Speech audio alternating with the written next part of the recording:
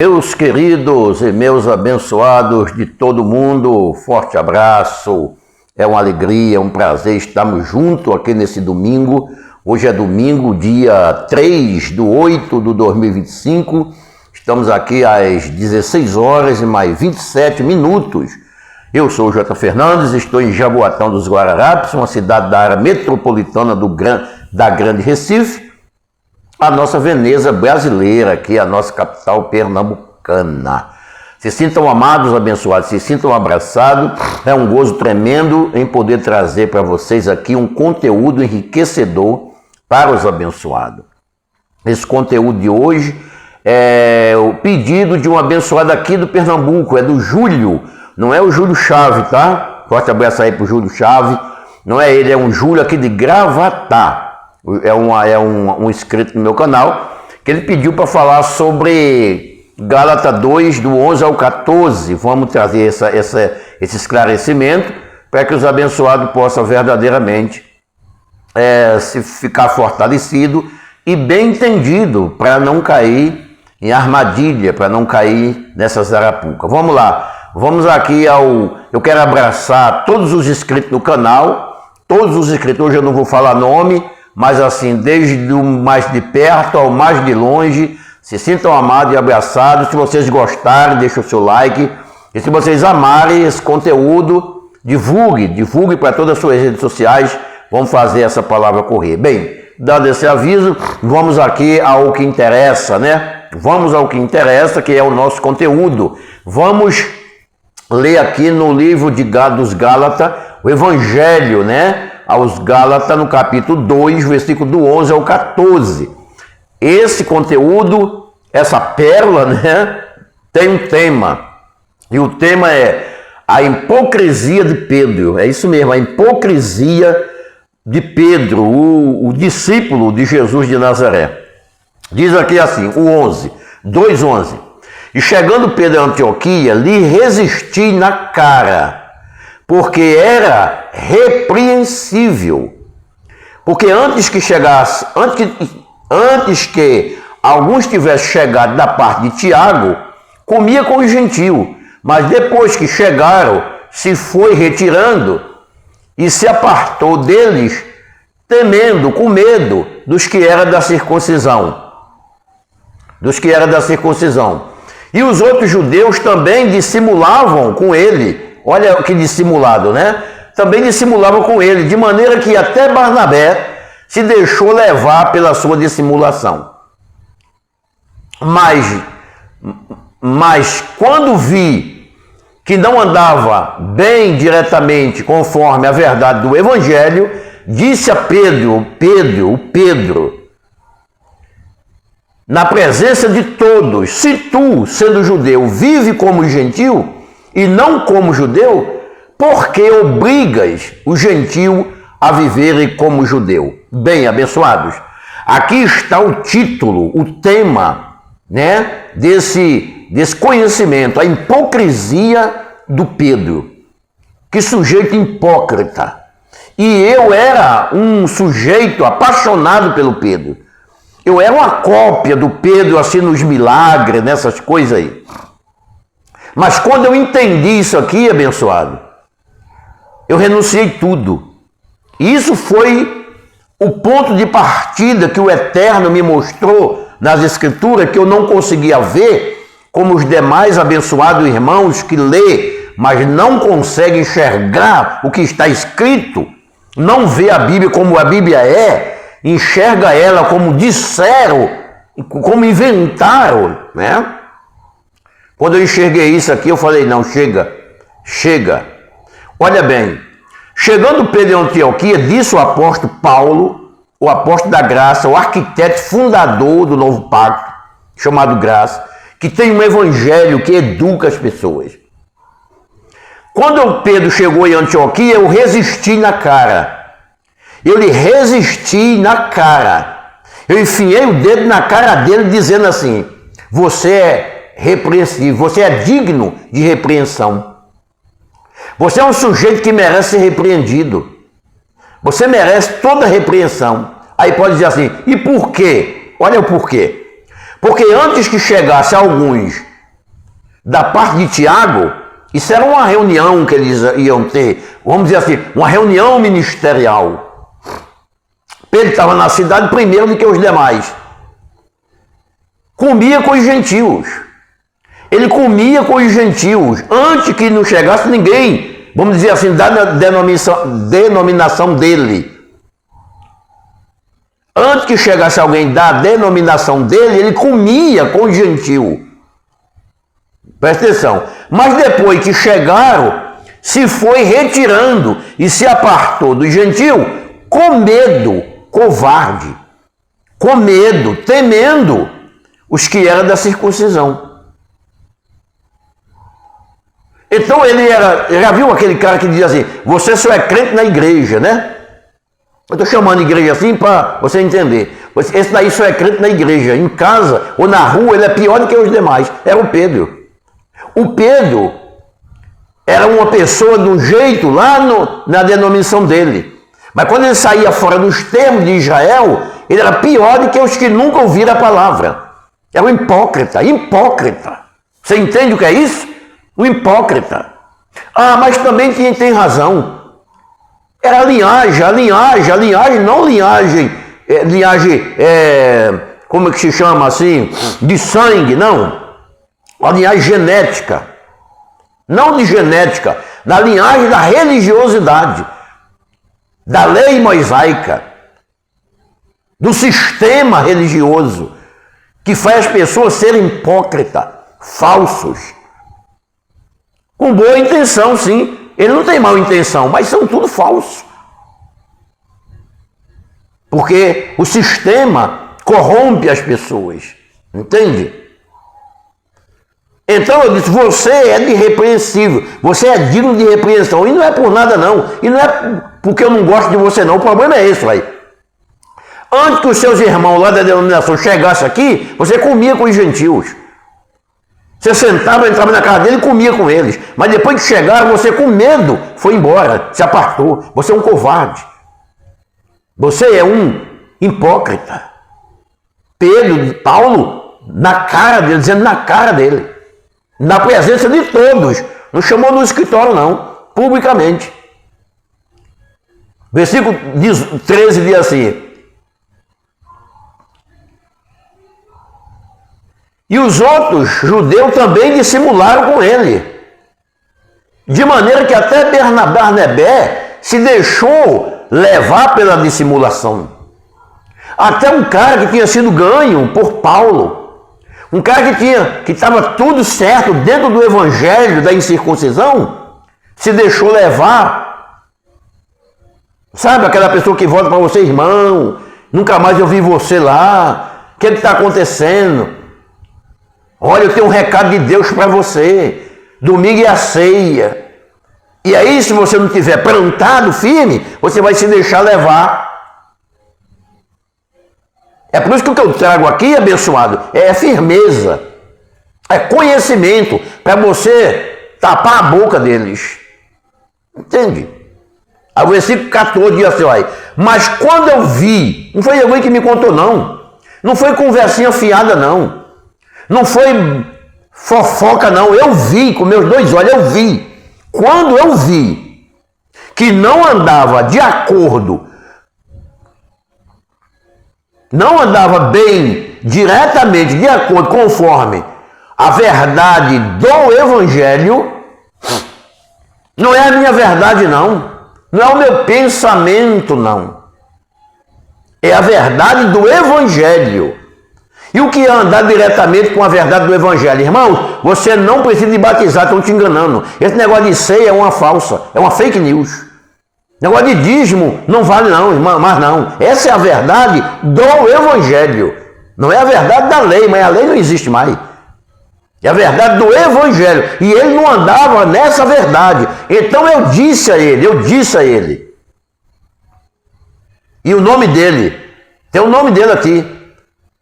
Eu disse a Pedro, é Pedro, o nome dele é Pedro.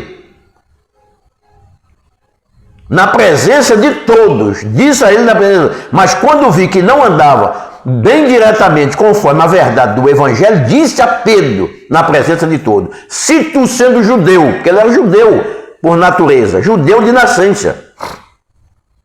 Tu sendo judeu, não vive como judeu, não vive. Tu se diz evangélico, mas não vive como evangélico. Trazendo isso para o dia de hoje. Você é um falso. Você é um falso. Você é um tirano. Entende isso? Pode até ser pesado para alguns, mas essa é a verdade. Como eu não peço oferta, não peço ajuda para ninguém. Um dia um abençoado falou, eu posso ajudar você? Eu digo, posso, se quiser pode. Eu vou botar uma ajuda para você aí. Me dá a minha chave Pix, eu botei lá, o cara sumiu até hoje. Foi até bom mesmo, para depois não dizer que eu estou pedindo nada a ninguém. Entende? Eu disse a Pedro, se tu és judeu e vive como gentil, o teu procedimento não é de judeu. O teu procedimento é de gentil. O teu procedimento é de gentil. Agora eu vou trazer isso para o dia de hoje para você ver o que é. Como diz Geraldo de Moraes, você vê o que é o birimbau cantar. Eu já escutei muito Geraldo, hoje em dia eu não escuto mais, mas não é que ele não é meu amigo, não tem nada a ver com isso. Também eu nunca vi ele face a face. Mas ele diz, né? Eu vi muitas vezes, hoje o birimbau vai cantar. Não sei se ele toca birimbau, se ele dança aquele negócio de birimbau, não sei. Mas ele sempre fala no birimbau. Vamos lá.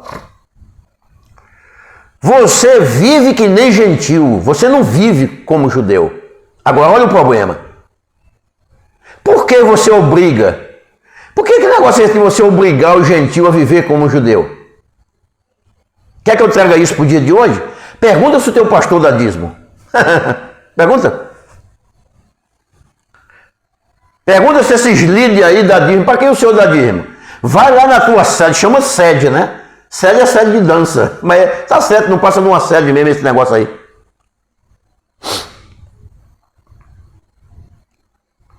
O senhor dá dízimo para quem? Pergunta lá para o teu chefe se ele dá dízimo para alguém. Se o senhor não dá dízimo, por que o senhor obriga os outros a dar? Se o senhor mesmo não dá o dízimo, por que o senhor diz que quem não dá vai para o inferno? Então o senhor vai para o inferno. Compreende? É mais ou menos isso aqui, é mais ou menos isso. Por que o senhor diz que vai orar pelo envelope e não ora?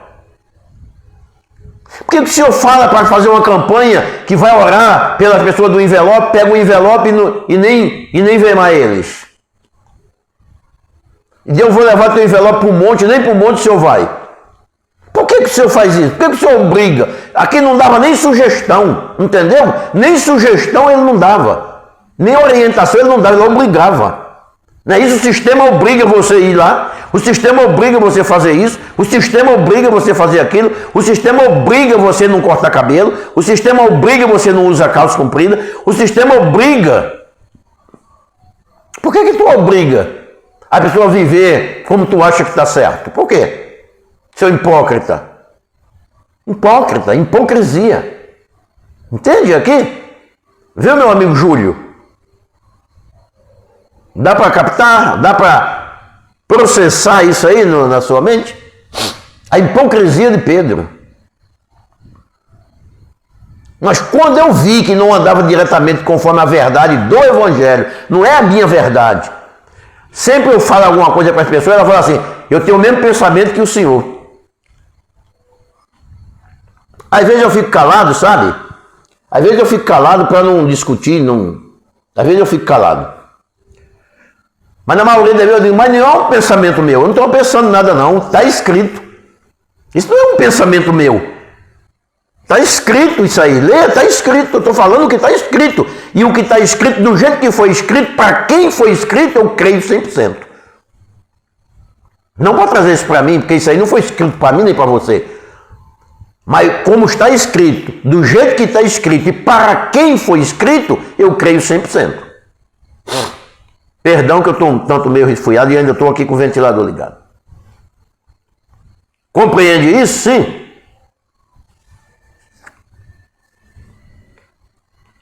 Você obriga as pessoas a viver que nem judeu, se você mesmo não vive, cara.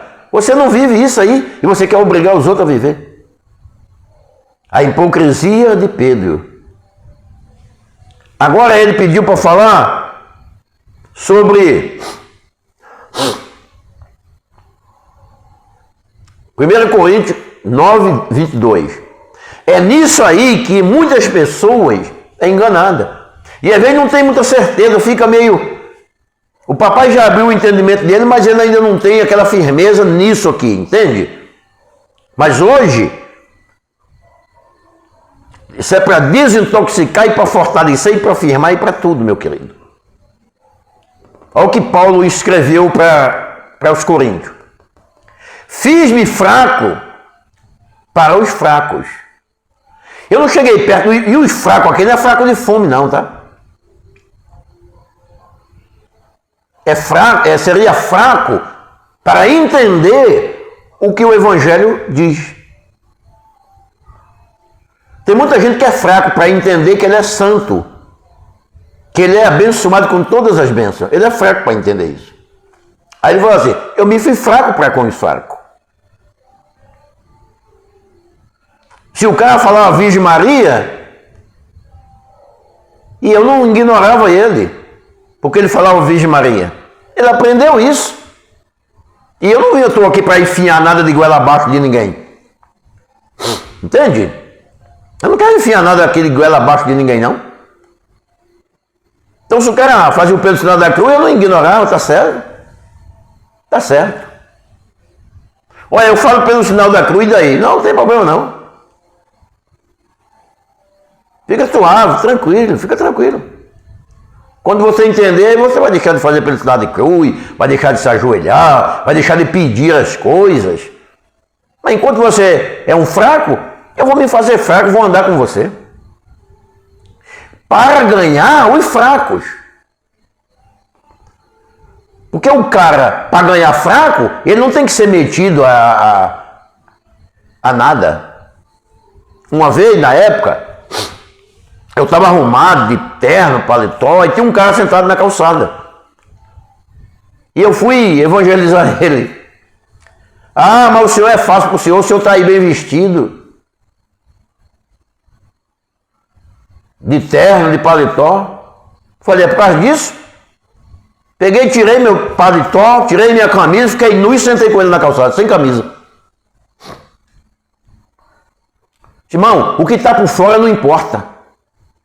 O que importa é o que está por dentro. Eu estou aqui para ajudar você a ser forte por dentro. O que está por fora, compra com dinheiro. Mas o que está por dentro, o papai já deu para você, você já tem.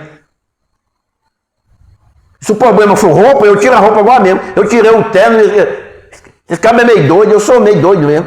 Eu me fiz de mendigo para com mendigo. Eu me fiz de mendigo para com mendigo. Mas quando eu saí dali, na outra semana ele estava lá na igreja, lá na denominação lá. Entende isso? Eu também já fiz isso aqui. Não foi uma vez só nem duas, não. Se eu te dizer que um dia eu estava pregando lá onde eu tomava conta, aqui em Recife, na Avenida Norte, Casa Amarela. Só não sei mal o número. Bairro da Macaxeira.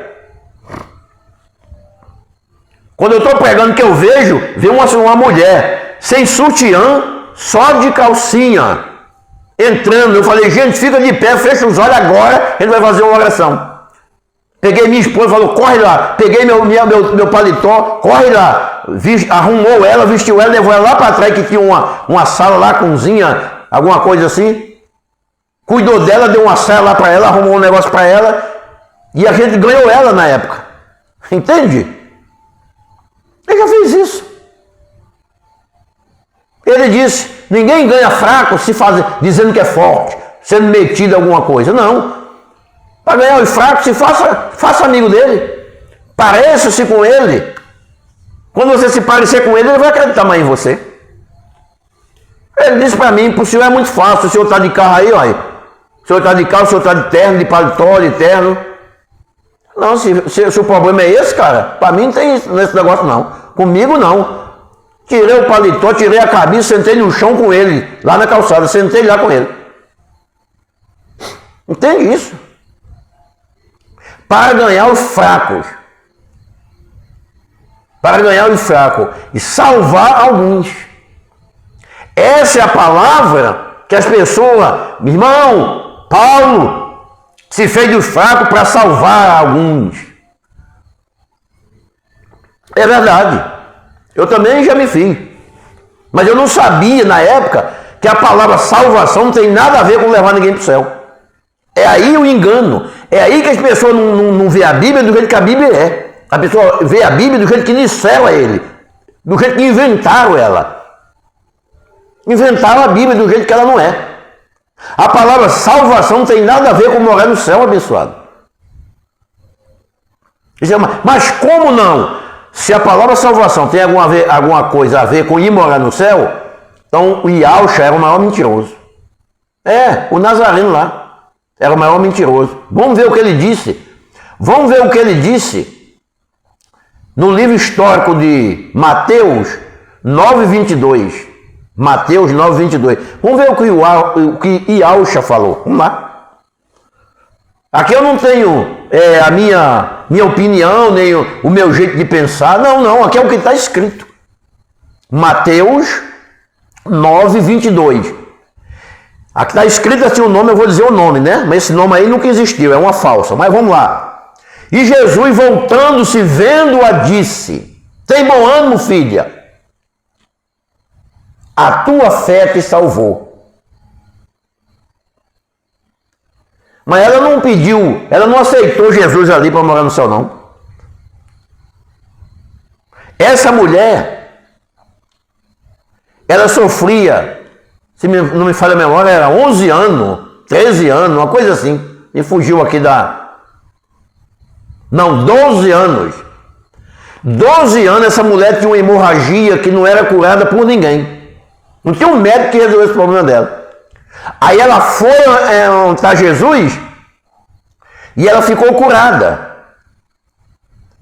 Jesus vendo ela, porque ela disse, se tão somente eu tocar nas vestes dele, eu ficarei sã. Aí diz assim, e Jesus vendo ela disse, tem ânimo, filha, vai em paz, a tua fé te salvou. E imediatamente a mulher ficou curada. Salvação, a palavra salvação não tem nada a ver com espírito. Não tem nada a ver com o céu, nem com vida espiritual. É uma mentira descabida. A palavra salvação é para a vida física, é para a carne. Salvação é na mente, para você ser salvo da mentira, dos engodos, da mentira, da religião. A tua fé te salvou. Ela foi morar no céu ou ela ficou curada? Ela ficou curada. A palavra salvação é para a vida física, é para a carne, é para a mente. Não tem nada a ver com aceitar Jesus e morar no céu. Salvação não é para morar no céu. O teu espírito nunca precisou de salvação. Nunca. O teu espírito nunca teve numa posição que precisasse de salvação. O teu espírito. Porque quem precisou um dia de uma modificação foi os que estavam antes da cruz, porque estava morto. Na cruz ele ressuscitou todos, espiritualmente falando. Você entende o que é isso, abençoado? Salvação nunca foi para morar no céu, é mentira da religião. Aliás, você não pode aceitar Jesus porque você já é um escolhido dele. Como é que você vai aceitar uma coisa que ele já te escolheu? Como que eu posso aceitar o meu pai? Não vou aceitar o senhor como meu pai. Ô, fela da mãe, eu sou teu pai.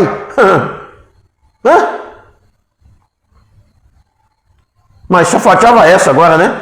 Eu tenho que aceitar meu pai para ele ser meu pai. Ou então meu filho chegar perto de mim e dizer, pai, eu vou aceitar o senhor, se eu não te aceitar, o senhor não é meu pai. Vai plantar batata, menino? Vai plantar batata? Eu sou teu pai, que tu aceita ou não, Entende isso? Será que dá para entender isso ou não? Perdão. Eu tô meio chururu hoje, chururu. Mas vamos embora, vamos que vamos. Você entende isso, abençoado? Essa mulher tinha 12 anos de hemorragia, ela foi salva de quê? Salva da doença, salva da morte. Mas um dia ela ia morrer, que nem morreu, né? Salva da doença. Os médicos falam isso quase todos os dias. Quando ele luta por alguém, porque tem médico, pode ter até alguém que dá uma injeção para matar o cara. Eu não estou dizendo que isso acontece. Mas são tantas coisas, né? Que nem a música de Roberto Carlos. São tantas coisas. Mas tem médico, cara, que ele luta muito. E quando ele perde a vida, quando ele vai-se embora de dentro dos dedos dele que ele não consegue segurar, ele até chora. Ele fica um triste. Será que eu sou médico mesmo de verdade ou que merda sou eu? Aí ele diz assim, nós não conseguimos salvá-lo. É assim que ele diz ou não? Mas se ele salvasse a pessoa, era para a pessoa morar no céu ou para a pessoa não ir embora? Ou não ir para o cemitério? Era para não ir para o cemitério. Essa mulher aqui foi salva do cemitério, por um tempo. Será que você entende isso, ô meu abençoado? Ou isso é difícil demais de entender? Salvação nunca foi concernente ou com respeito a morar no céu.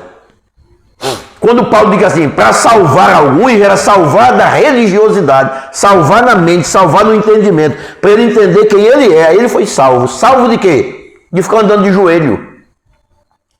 De pedir perdão. Pedir perdão para quê? Para que tu vai pedir perdão se ele já perdoou todas as tuas ofensas? Todas. Vai pedir perdão de quê? Ele não perdoou nada teu, porque ele perdoou o povo que cometeu ofensa. Quando eles cometeram ofensa, tu não estava aqui. Tu não tem nada a ver com isso.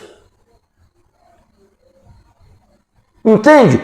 E entende que tem pessoa na graça até hoje, que ele ainda está completamente intoxicado com essa maldição dessa religiosidade, que ele ainda fala que nem religioso, vive que nem religioso.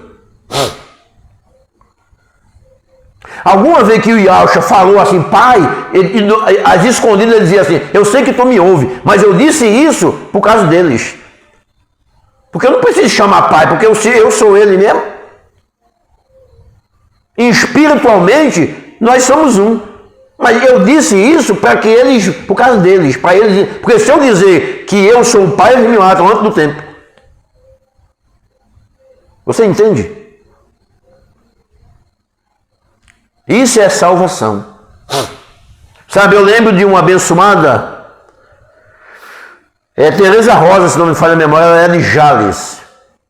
Ela fala assim, quando eu encontrei seu vídeo, eu fui salva. Nunca mais eu pisei o meu pé lá. Tem um também de Jales, é de outra cidade. É um jovem que sempre comentava, que ele falou, Jota, quando eu vi o seu vídeo e mandei para o meu pai, nem eu nem meu pai vai mais na gaiola. A gente não vai mais nessas gaiolas. Fui salvo. Salvação é isso, abençoado. Era essa salvação que Paulo estava falando, era salvar da religião, salvar da mentira, do engodo da circuncisão, da hipocrisia de Pedro, que está por aí até hoje. Vamos lá. Vamos ver o que está escrito de novo em Lucas, a gente leu Mateus 9, 22. Agora vamos em Lucas 18, 41 e 42. Aliás, Lucas nunca foi discípulo de Jesus. Ele nunca nem viu, talvez. Mas o que ele diz lá? Que Lucas foi escolhido para andar com ele. Mentira. Mentira, é que ele não conhece isso. Não é que eles estão mentindo, eles carregam, eles divulgam uma fake news, porque eles não conhecem a verdade. Eles divulgam uma fake news. Mas quem disse que Lucas nunca andou com ele? Lê Lucas capítulo 1. Lê Lucas capítulo 1 para você ver. Os últimos versículos do capítulo 1 parece que é 49, uma coisa assim. Que você vai entender o que Lucas fala para Teófilo. É ele mesmo que fala. Não é eu que estou dizendo, não. É ele mesmo que disse. O que ele conta lá para Teófilo diz que ele nunca viu o Nazareno. Mas vive numa mentira só. Vive numa mentiraiada só. Mas vamos ver o que diz aqui Lucas. Lucas, deixa eu ver ontem. Lucas 18, 41 diz assim. Dizendo o que queres que te faça. O Nazareno disse é o cego de Jericó. Aquele cego que saiu gritando até, tem misericórdia de mim, filho de Davi. Aí ele parou e disse assim, o que tu quer que eu te faça? Olha o que aconteceu. E ele disse, Senhor, que eu veja, eu quero ver. Restaura a minha visão. 42. E Jesus lhe disse, vê. E ele viu. Aí diz assim, a tua fé te salvou. A tua fé te salvou. Aí o bonitão lá diz assim, olha aí, a fé dele salvou ele. Quem tem fé para vir aqui para ser salvo? Quem tem fé para vir aqui para ser salvo? Eu quero orar por você.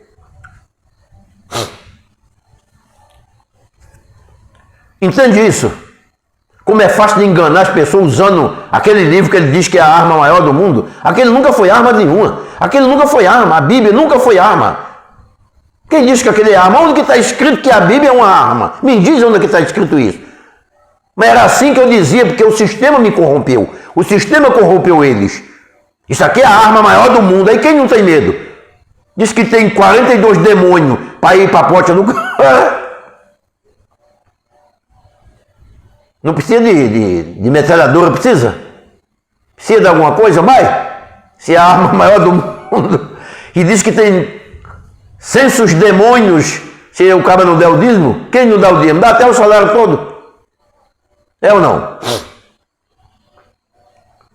A tua fé te salvou. Salvou de quê? Do inferno de fogo ou da cegueira física?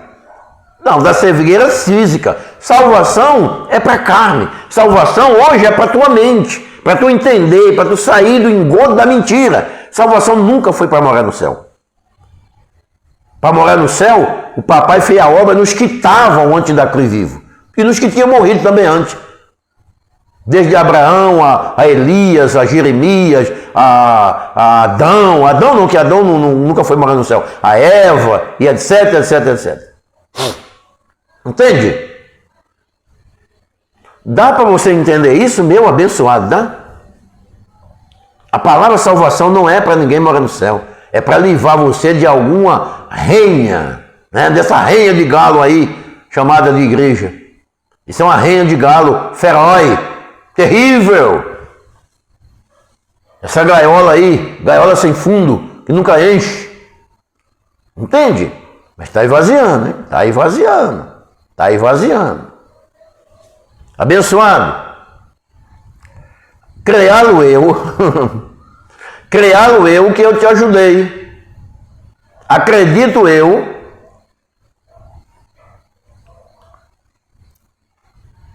que eu esclareci para você, dentro de poucos minutos, 33 minutos que a gente está aqui juntinho, que eu ajudei você bastante no tocante à hipocrisia do Pedro e esse negócio de salvação. Salvação é para você ser salvo de pegar o que é seu e dar para esses gulosos. Salvação é para você ser salvo dessa coisa chamada pecado que tira você do céu. Salvação é para tirar você desse negócio de batismo, que quem não se batizar vai para os quintos dos infernos. Salvação é clarear o entendimento dos eleitos para que eles vivam a liberdade dos deuses vestidos de carne. Eu não digo mais filho de Deus, eu digo dos deuses vestidos de carne. Deus se experienciando nesse mundo. Deus vivendo a humanidade. Isso é que é a verdade. Te ajudei.